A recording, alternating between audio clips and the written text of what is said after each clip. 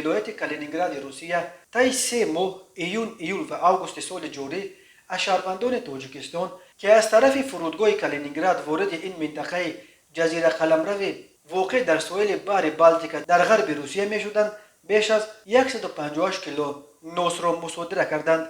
در این رابطه نسبت به 153 نفر با اتهام انتقال غیر قانونی این نوع تنباکو پرونده های ماموری ترتیب دادند.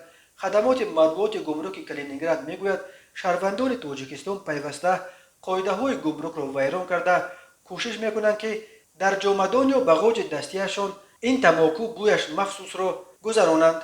آنها نوس را هم در خلطه های سلفانی و هم در شیشه جای میکنند، ولی کارمندان گمرک فرودگاه کالینینگراد با کمک متخصصان کینولوگ و وسک‌های بویگیر دائما این محصولات را پیدا و مصادره میکنند. نوز در کشورهای آسیای مرکزی، افغانستان و برخی دیگر کشورهای شرق خریدار زیاد دارد، ولی سالهای آخر توسط مهاجران این نوع تنباکو در بین یک قسم جوانان در روسیه نیز طرفدار زیاد پیدا کرده است.